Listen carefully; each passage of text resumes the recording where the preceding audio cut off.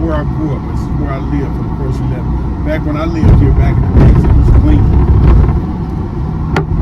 You still got a few people living over here, so watch your cameras. You're gonna see a whole bunch of crips out here. Yeah, what's the donkey? What's the carpet?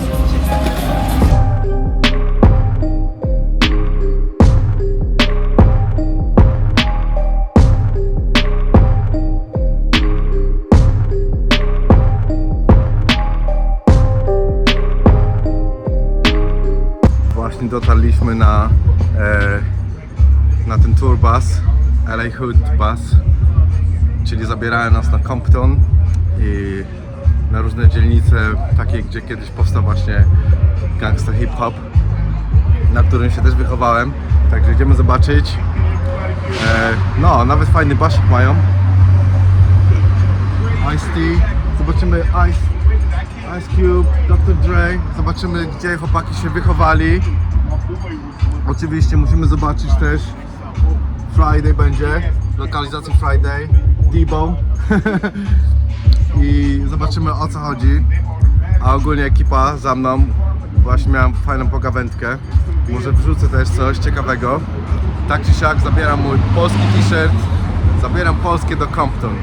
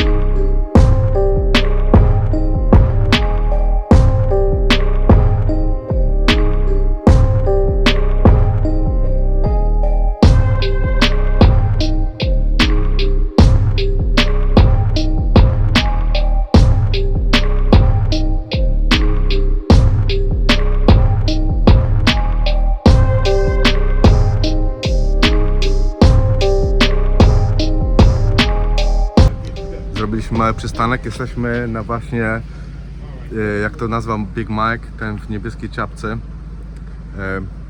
Black Hollywood, czyli czarny Hollywood, czyli to jest dzielnica, w której mieszkali kiedyś w latach 60., 70. czarnoskórzy, milionerzy, celebryci. Tina Turner mieszkała tutaj. Powód był taki, że kiedyś tam właśnie, po drugiej stronie, gdzie są prawdziwe Hollywood Hills, no nie byli, no przez rasizm nie mogli wykupić sobie domów. Tak kiedyś było tu 60 lat temu. Dlatego ci, co mieli kasę, zrobili karierę, mieszkali tutaj. I też mają zajebisty view na cały downtown in Hollywood. Downtown, czyli na centrum, nie? Widać Hollywood sign tam bardzo, bardzo daleko. Ale masakra, nie? Wchodzimy do naszego traka. Okej, Big Mike. Pretty sure everybody's seen the movie Baby Boy. Yeah. Got a favorite movie? Oh, that's one of my favorite movies. Yeah. Training Day. Oh man, you gotta love it. Thank you. On the front grass. Oh man, I thought I was dead. Yeah, that's Beach House. This is also the house where they had the the barbecue in the backyard. Remember they had like little gangster parties back there playing cards and dominoes and barbecue. And then this house over here on the left hand corner. This is a brand new custom made house. I was coming down the street, this is just 2 months ago, and I ran into Kanye West standing in front of this house. At first I thought Kanye was moving in. They say he just came by and took a look at the house. First I was like, well, there goes the neighborhood. Kanye's moving in. I was done with Kanye when he started wearing the MAGA hats. Talking about Donald Trump was his daddy and slavery was an option.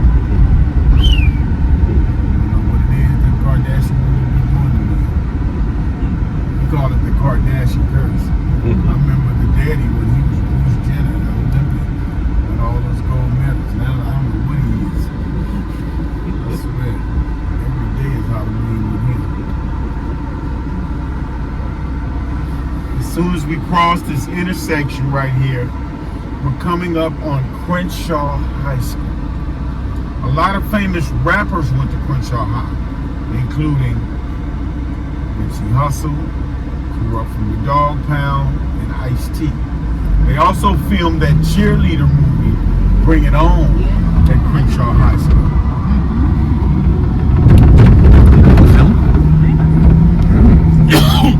Sometimes people ask me about the show All American, and I have to tell them no. All American is a fictitious South Crenshaw High. In real life, there's no such thing as South Crenshaw.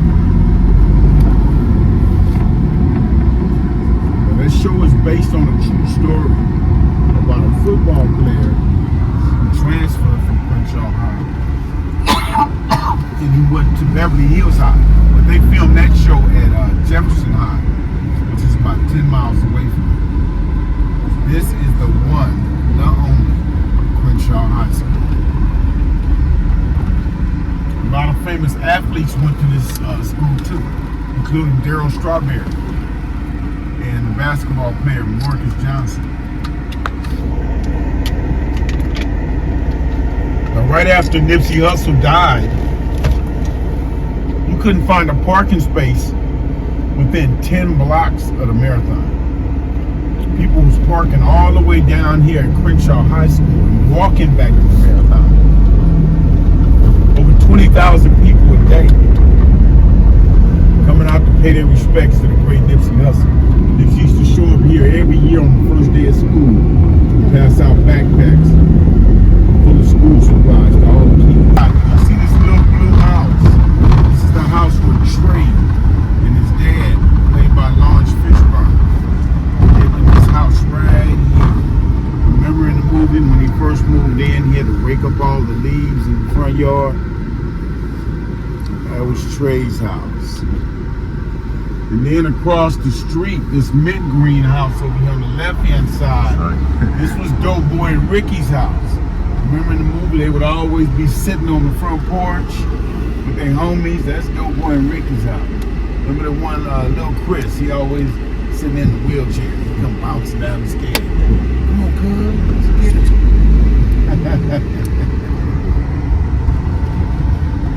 Now, our next stop, we're going to the street where they made the movie Friday.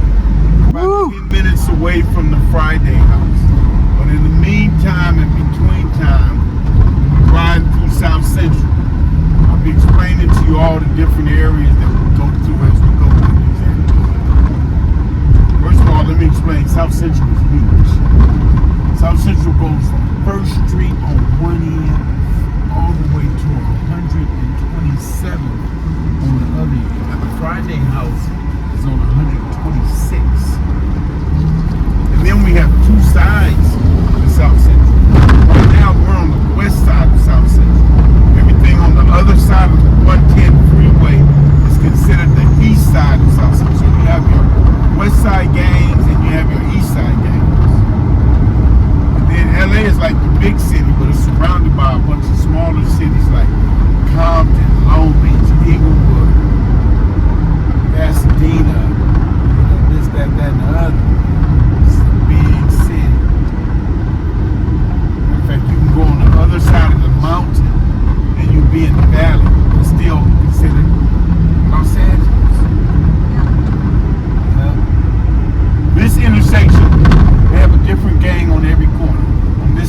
right here, the rolling 60s Crips. On the left-hand side, Van Ness Gangsta Bloods. As soon as you cross the intersection, this is the 6 Deuce Brims, another blood gang. And then over here on the gas station side is the rolling 50 Crips. So Crip, blood, Crip, blood. I used to call that the crazy corner. What makes it even crazier is right here on the right-hand side, this big green building. This is the Slauson Supermall. This is where everybody goes shopping. 9 times out of 10, if you're a gang member, you go shopping here, you're going to run into your enemy. And they had so many gang fights and shootouts in the parking lot, they had to put an LAPD substation inside the mall. So you have to walk through the metal detector just to enter that building. If you have on any gang attire, like something that says Crips or Bloods or Mexican Mafia, they won't even let you in. Which never made no sense to me because they sell gang attire in there. I mean, you can go in as a plain Jane and come out as a full-fledged gang member. Yeah. See them coming. I'll just go right on around me. It's the fire department. Go right ahead. Right now, we're coming up on Normandy Avenue. I know you all heard about the 92 riots here in LA. Basically, the 92 riots are about Rodney King. Now, we've been dealing with police brutality in this city since before I was even born. What made Rodney King different was we had the Rodney King tape. Similar to like the George Floyd tape. We had evidence. In the past, without evidence, police have been able to get away with beating and killing people out here in the streets. This time we had the Rodney King tape. The first thing LAPD did was they took that case out of Los Angeles to Simi Valley. Simi Valley is a police community. They found those police not guilty. And we were outraged because we all seen the Rodney King tape, just like you all seen the George Floyd tape. So people began to protest. Protest at the courthouse, they protest at the LAPD headquarters, they protest at the city hall, and you had a group of people right out here on Normandy Avenue protesting. It just happened to be a white guy in the wrong place at the wrong time. He was a truck driver named Reginald Denny. His truck stopped at the corner of Florence and Normandy, which is just a couple of blocks down the way. And some gang members snatched him out of his truck and they jumped on him. And one of them hit him in the head with a brick. I watched the whole thing live on TV as it happened. It was a news helicopter above filming. As soon as they got finished jumping on him, they ran inside the Korean liquor store across the street. And they looted that store and they set that store on fire. And that was the flashpoint. For the next 5 days, it was total chaos here in LA.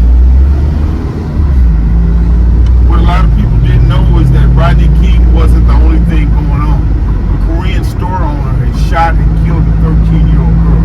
Her name was Latasha Harkins. Tupac wrote a song about it. Latasha Harkins went in the store to buy some orange juice. She said she gave the lady the money. The lady said, no, you didn't. They began to argue. The whole thing was caught on the video surveillance camera inside the store. You can see them arguing. I gave you a $20 bill. No, you didn't. Yes, I did. No, you didn't. Finally, the little girl turns around to walk out, and the lady grabs her. And the little girl turned around and pushed the lady down and walked out the store. The lady reached up under the counter, grabbed the gun. She brought the little girl out the store. She shot her in the back of the head, killing her instantly. But this is the corner where the riot started. His truck stopped in front of that Chevron gas station right there. Oh, wow. After they got finished jumping on him, they ran into the Tom's Market. That's the Korean store. Like I said, after that, this whole city was just like one big power.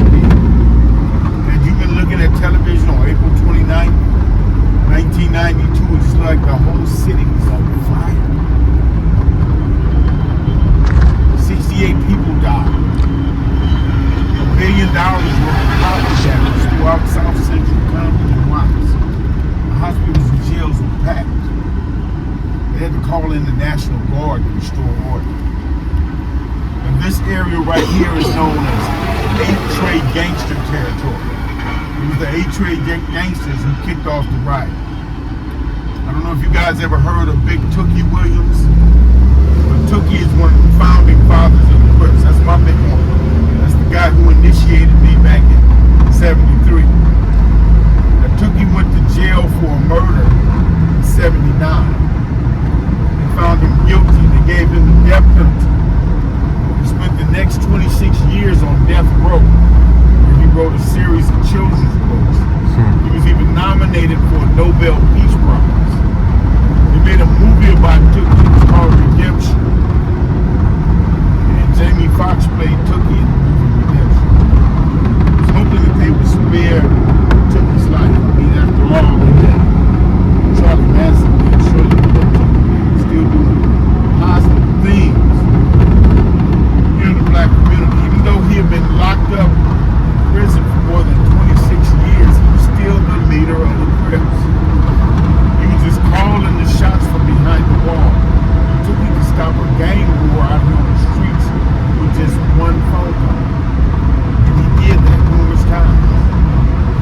See, in prison, Crips and Bloods, we don't fight each other. We figure that when you put behind the wall, you should be able to do it out here on the streets, but it's a little bit easier said than done. The little homies, they didn't get the memo. They're still out here playing Mucho Macho Man with their big guns and stuff. Just keep escalating, going back and forth. You know, Arnold Schwarzenegger was the governor. He could have stopped it, but it was an election year, and he was more concerned with the election and how it would make him look. He gave Tookie a pardon. We wasn't even asking for a pardon. We just wanted him to commute the sentence like he did for Charlie Manson. Just give him life without. Just let him live. Make a long story short, they executed him. Here in the state of California, we do what's called lethal injection. We just give you a shot and you go to sleep and you don't wake up. But because the drugs that they use for lethal injection had expired, they should have just postponed the whole thing until they could get it right. But instead, they went ahead and used it. And the execution, it didn't go as planned. It took his suffered more than an hour before he finally died. His family had been filing a cruel and unusual punishment lawsuit against the state of California. Because they knew that they was wrong, they settled out of court. They gave his family $28 million, and Tookie was the last person to get executed here in the state of California. And he had one of the biggest gangland funerals LA has ever seen. Not only did the Crips come out to pay their respects to the Bloods, the Hispanic gangs, the Asians, everybody. It's the first time I see all the gangs come to the table for the peace treaty, but they did that in honor of Big Tookie. He was well respected out here in the streets by everyone. Now we're getting close to the Friday house. We're about 5 minutes away from the Friday house. The way that they chose the location for that movie was the director, F. Gary Gray. He lived on that street. That was his first movie. He had a small budget, and he asked his neighbors if he could film in front of their house. At that time, nobody knew that that movie was going to blow up and become as big as it did. Altogether, they grossed over $150 million in the box office. Today, we all know that movie is a hood classic. That movie kickstarted a lot of people's careers. I know Chris Tucker went on to do the Rush Hours with Jackie Chan, get more than $20 million a movie. Today we know Ice Cube more as an actor than as a rapper. I know Ice Cube is a rapper, but if you ask my kids, they tell you, nah, Daddy, Ice Cube's a movie star. All the movies he's made. He's got his own movie production company. Ice Cube is also the CEO of the Big Three basketball. Ice Cube is a billionaire. Now this is George Washington High School right here. Now even though Ice Cube grew up in this community, Ice Cube didn't go to this school. Ice Cube got bused to the school in Valley. He went to Grant. Ice Cube is the only one from South Central, from NWA. Everybody else is from Compton. Dr. Dre, Eazy-E, and Supreme Yellow. They're all from Compton. As soon as NWA broke up, Ice Cube came back to South Central.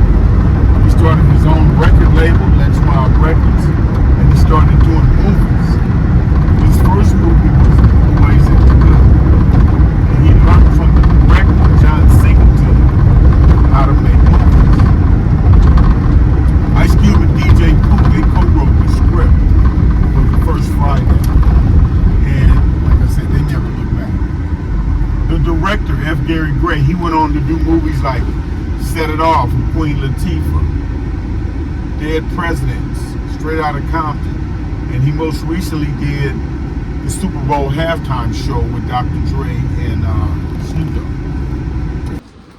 Jesteśmy na zajebistej miejscówce, o której marzyłem, żeby przyjechać. Pamiętacie film Piątek? Friday?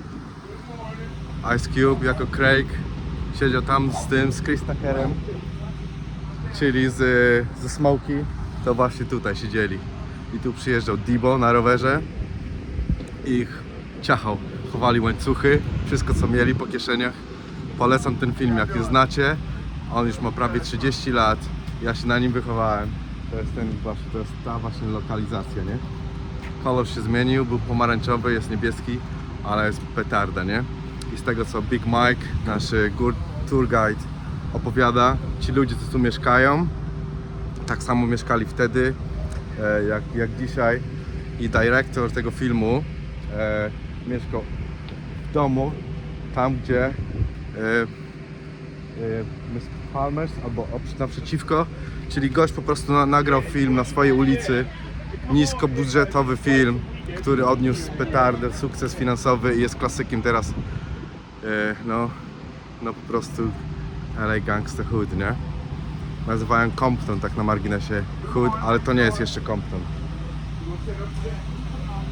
Wyszła pani, która mieszka w tym domu, także masakra, wrażenia po prostu, nogi się uginają, nie? Okej, ponagrywam parę rzeczy jeszcze, ale LA Hood Tour wygrywa po prostu, nie? Jesteśmy na kolejnej lokalizacji, gdzie Kendrick Lamar nagrywał videoclips. Dodatkowa informacja, jaką nam Big Mike przekazał w białej koszulce, nasz tour guide. Po nakręceniu videoclipa doszło do jakiejś akcji i do jakiejś strzelaniny tutaj. Coś nie poszło, związane właśnie z gangami, nie? Bloods and Crips.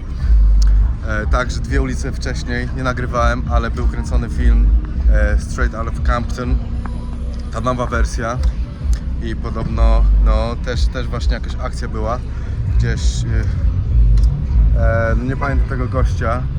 Shook Knight przyjechał, ale bodyguards zatrzymali go i to chyba właśnie było związane ze strzelaniną też tutaj, nie? Nie znam całej historii, ale po prostu ciekawostka. Jesteśmy przy muralu Kobiego Bryanta i jego córki. Powód, dla którego on umarł, bo zmarł w wypadku w helikopterze był. Podobno było dużo mgły.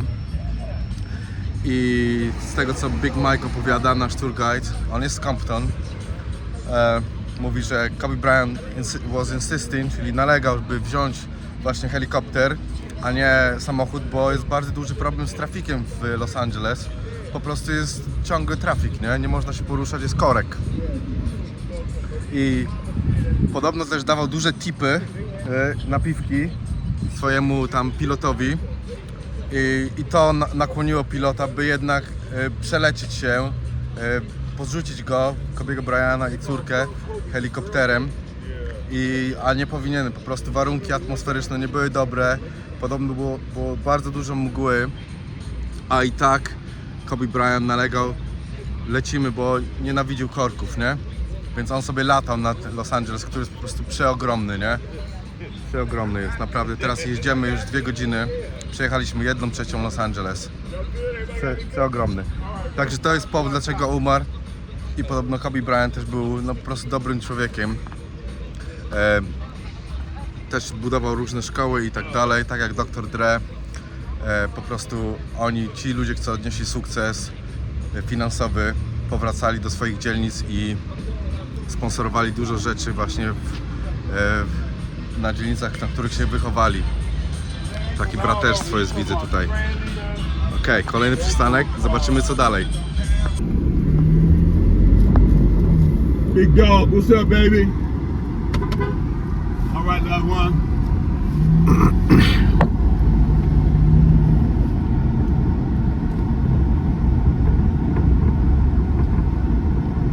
That's the Watts Towers Museum in that green building.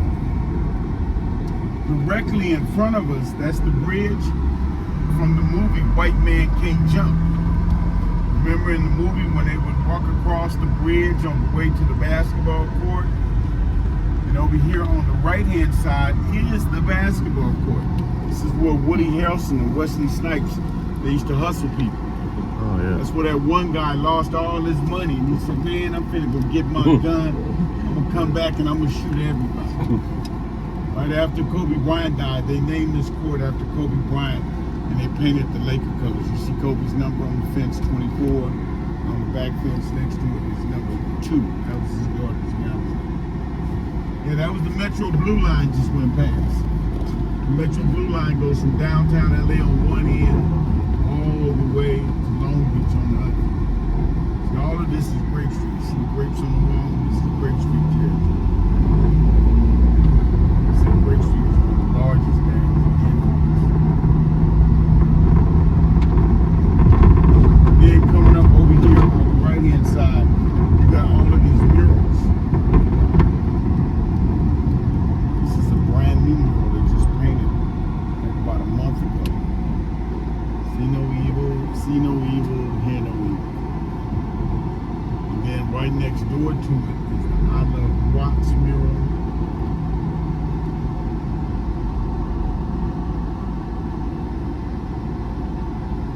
And then my favorite mural coming up over here on the right hand side.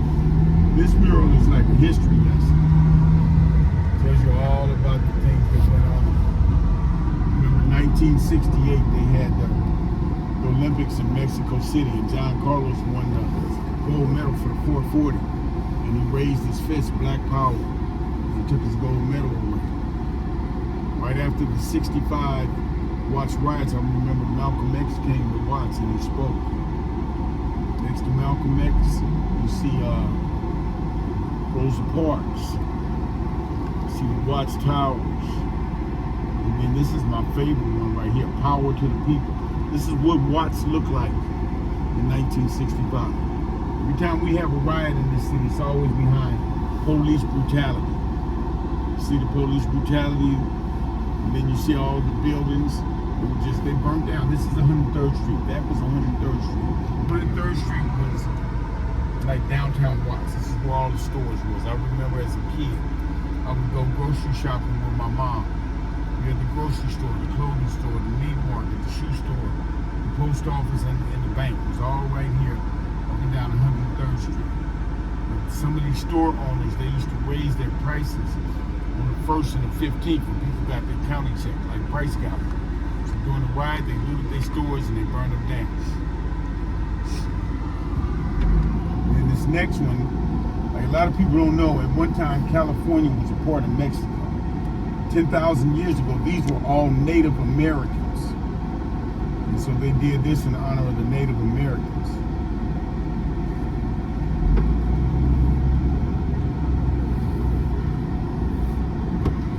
That's our new mayor, Miss Karen Bass, Maxine Waters, Bert and Ernie, it was Sanford and Son, and the Cosby Kids. This is the 103rd Street, all 103rd. For the next 20 years, these were just empty lots. Nobody came back to rebuild after the Watts riot. And then in the 80s, they built the new apartments. On the other side of the tracks is the Martin Luther King Shopping Center, the Watts Health Center, the new homes, and they started rebuilding Watts. For 20 years, from 65 to 85, Watts just looked like a war-torn country. As soon as you cross the intersection right here, over here on the left-hand side, this was 103rd Street School. This was my elementary school. Now they renamed this school Florence Griffith Joyner Elementary. You guys know who Flojo is? The famous Olympic runner, won all those gold medals back in the day. And she's from Watts. And after she passed away, they named the school after her. This is Florence Griffith Joyner Elementary. Real good school. Now we're back on Grape Street again. Like I tell you, Grape is the name of the largest crip gang here in Watts. All of this was the Jordan Downs projects. You see they tore it down and they built the Mudtown Pools. This was my building right here. They tore it down last year. Now they building some new low-income housing. This is Jordan Downs Phase 2. See what's in Great Street, Watts. Great Street. You see the old Jordan Downs is still right here. They're gonna tear this down in the next couple of months. They just got to move all the people out. This is where they made the movie Menace to Society. This is where Kane's grandparents lived. It's right in between these buildings right here. That's where Kane stomped that boy out at. And the boy came back at the end of the movie and he gunned him down. You see, they moved all the people up out of here. And they're going to come through and they're going to demo this in the next couple of months. By the end of the year, this will be gone. This is where I grew up. This is where I lived for the first 11. Back when I lived here, back in the days, it was clean. You still got a few people living over here, so watch your cameras. You're going to see a whole bunch of Crips out here. This is Great Street, they don't like cameras. This is where I grew up. I cried the day I left the projects. One thing about growing up in the projects, you always had a gang of kids to play with. And as long as me and my brothers, we had a basketball, baseball or football, we could spend all day long just playing with the other kids. As long as I was in the house before the street lights came on. And you see how in the project your backyard is everybody's backyard. Imagine me walking out the backyard to empty the trash and a man go running past. And then I'm stuck in the middle of the shootout.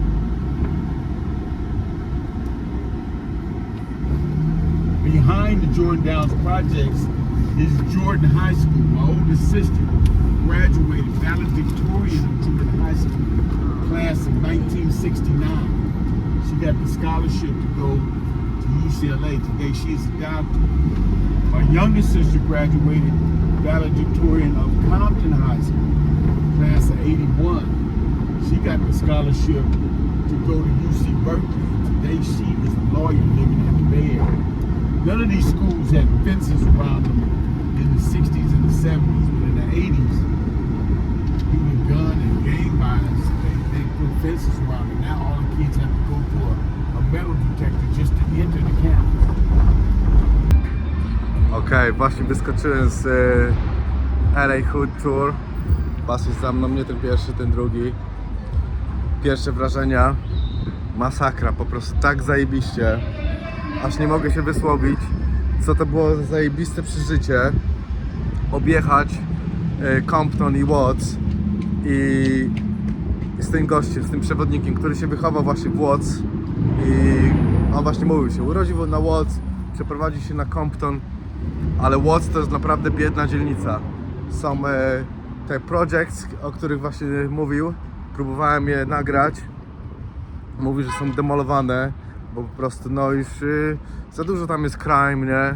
I chcą zmienić ten image całego miasta i dzielnicy, ale masakra, po prostu wrażenia super, super.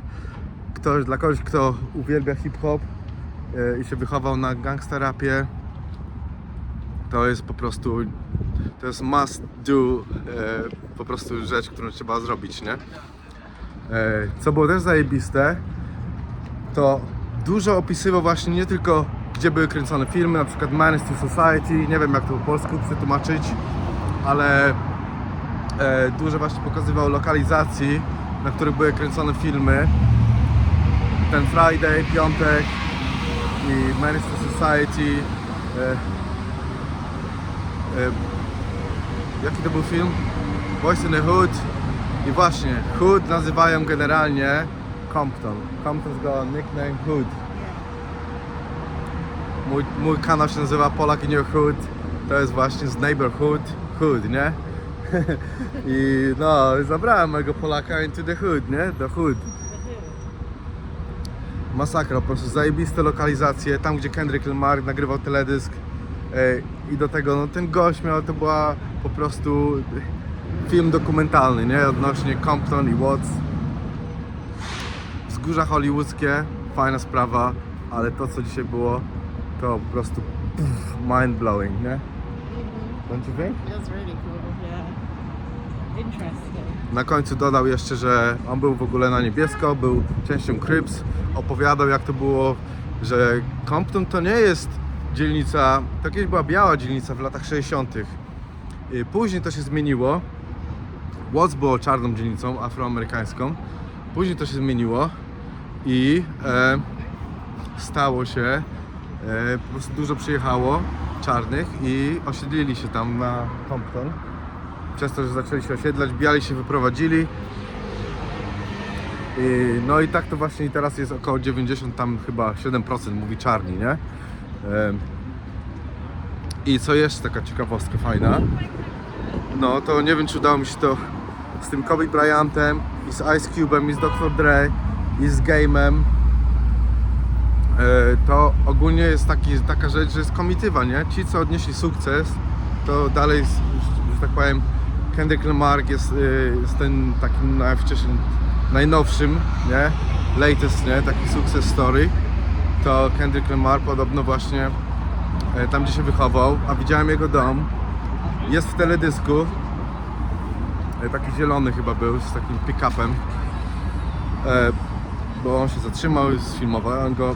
Właśnie mówił historię Kendricka Lamar, gdzie kręcił teledysk przy tym murze.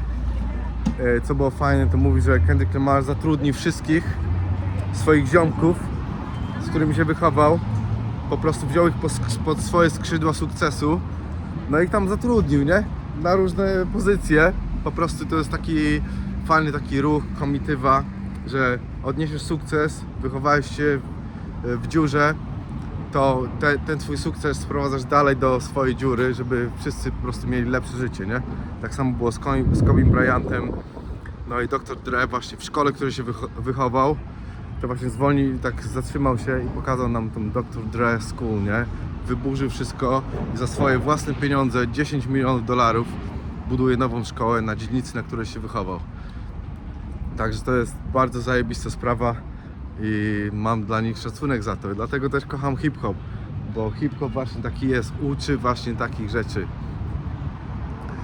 I no, po prostu jestem trochę aż się trzęsę, taka zajebista była ta wyprawa, nie? Także nie filmuję żadnych innych rzeczy w Los Angeles, tego downtown, bezdomnych i tak dalej, ale chciałem pokazać wam to, co jest naprawdę fajne w Hollywood i to, co mnie kręci i chcę wam właśnie pokazać, że to są fajne rzeczy, nie tylko ten glamour, ale właśnie hip-hop, gangsta rap, to wszystko jest część historii już teraz, nie? Także no, o właśnie ten chciał ukraść butelkę i to złapali, nie? Także chowam telefon. Shall we go? Ten ziomek wybiegł właśnie z czymś do picia i go no i ten właściciel 7-Eleven chyba go złapał. To jest Hollywood Boulevard, Walk of Fame.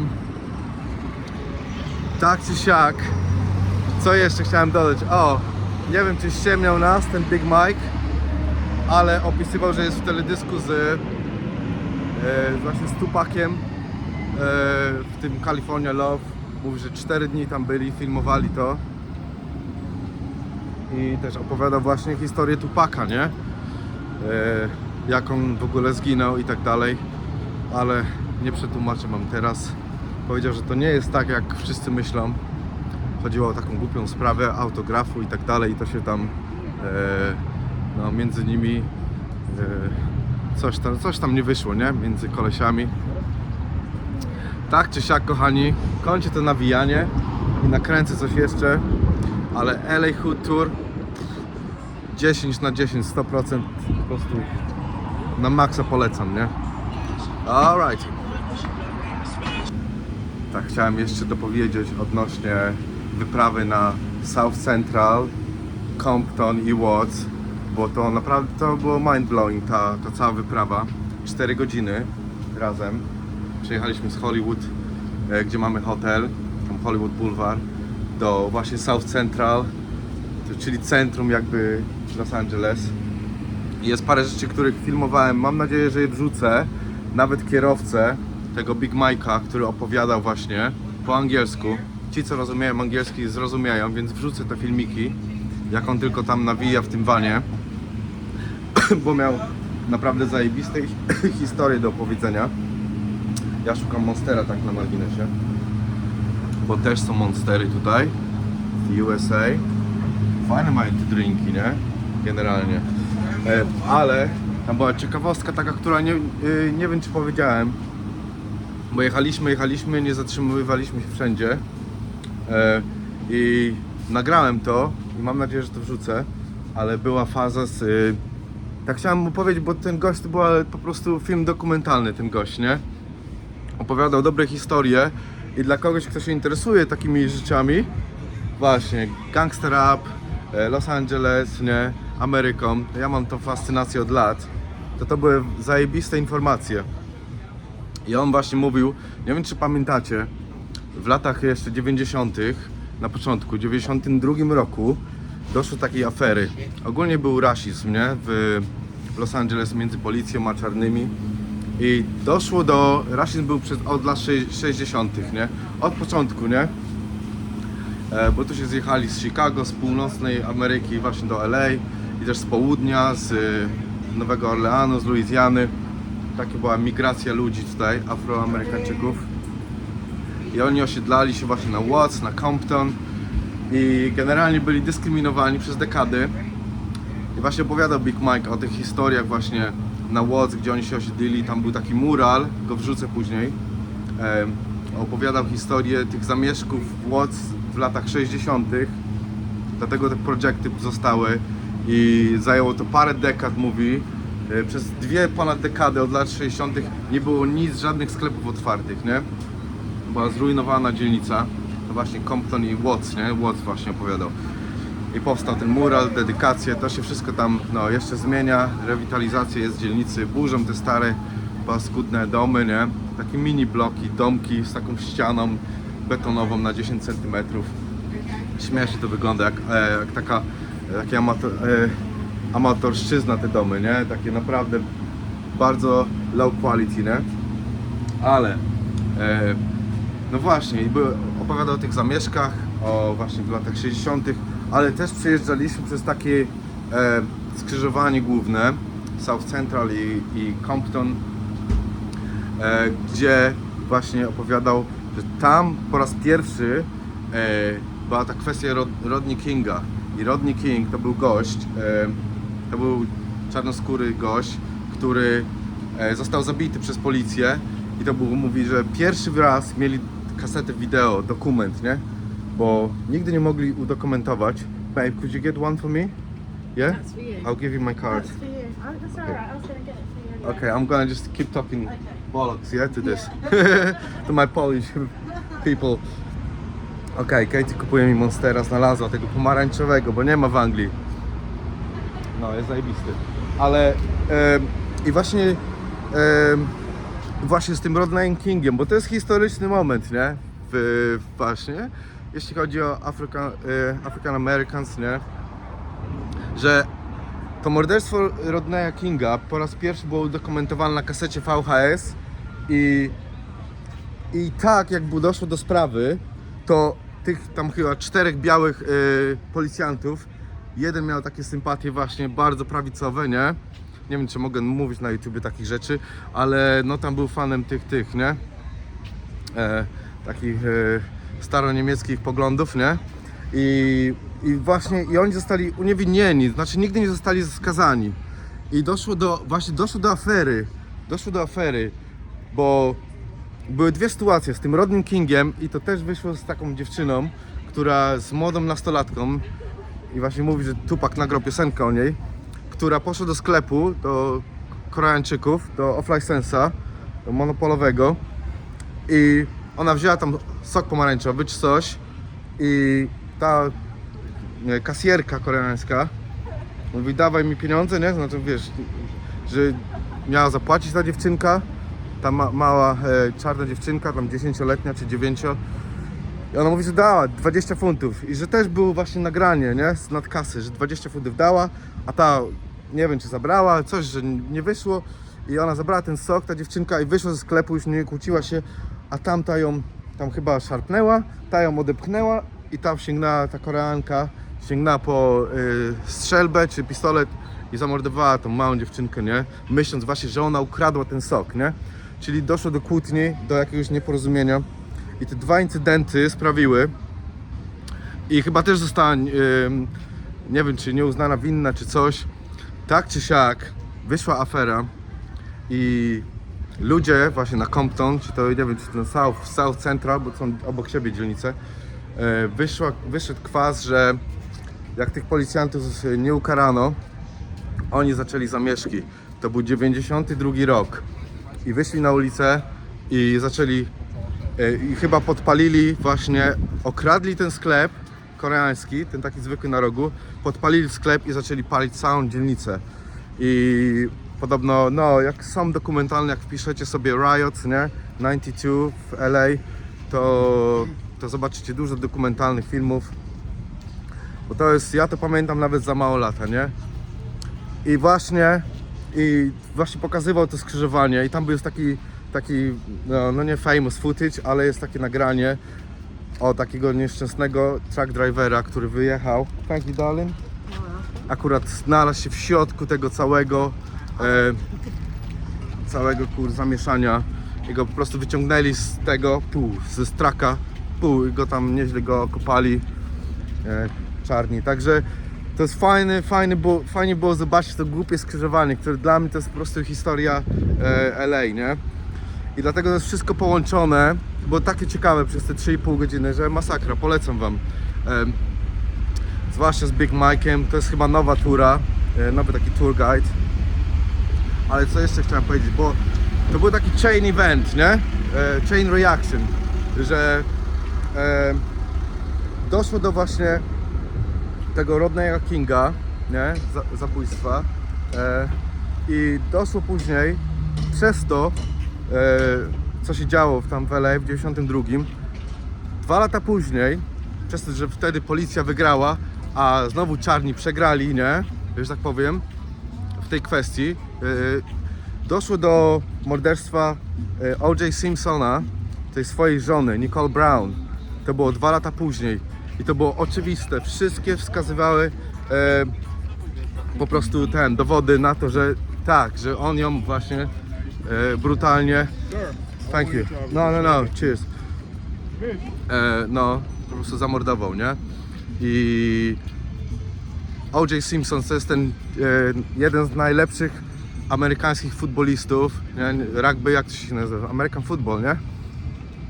On już teraz nie żyje, rok temu zmarł, ale został uniewinniony w tej słynnej, to było Case of the Century, nie? Stulecia właśnie w Ameryce, w LA, gdzie było wszystkie dowody, że O.J. Simpson dokonał tego brutalnego morderstwa, a i tak został uniewinniony, a został właśnie uniewinniony przez to, że 2 lata wcześniej i te wszystkie incydenty przez parę dekad wszyscy czarni przegrywali, a biały wygrywał, nie? I to był taki payback za te wszystkie nieszczęścia dla czarnych, nie? Mimo iż czarny dokonał tego morderstwa prawie 100%, nie? Takie no, to jest ciekawa kwestia historyczna i to właśnie o tym wam chciałem powiedzieć i dodać, że właśnie to taki kurczę tour, to nie tylko było gangsta, hip-hop, nie? Rap i tak dalej. To było świetne, ale też lekcja historii, nie? Właśnie lekcja historii, jeśli chodzi o dlaczego też właśnie powstał gangsta rap, nie? Właśnie przez dyskryminację, przez tą biedę, nie? Także naprawdę to jest biedna dzielnica, tam żadnych fabryk nie było, jedyne sklepiki na obszarze, nie wiem, to jest gigantyczne miasto, nie wiem, ten Compton i Watts i South Central to jak cała Warszawa i tam tylko wiecie, nie, tam są po prostu domy, nie? Także dziwnie to wyglądało, ale fascynująca wyprawa i tak chciałem wam dopowiedzieć odnośnie tego właśnie, tej wyprawy na Compton, nie? Że nie tylko hip-hop, nie tylko gangster rap, ale też i historia African Americans, nie? W całym LA, bo to było ciekawe, nie? Tam jeszcze taki jest footage, nie wiem czy mam footage czy zdjęcie, gdzie Dr. Dre właśnie robił swoje pierwsze gigs, nie? Pierwsze koncerty przed staniem się Dr. Dre, nie? On tam kiedyś grał, zanim hip-hop, to on grał jakieś tam dziwne te muzyki w takim nightclubie i też mam tą fotę tego klubu. Okej, moi drodzy, taka nawijka, a my jesteśmy no, już na nowej lokalizacji, także zacznę nagrywać. Jesteśmy na Venice Beach, ale odnośnie South Central, Compton i Watts, mam nadzieję, że wam się podoba nagranie, więc nagrywam dalej. Pozdrówki.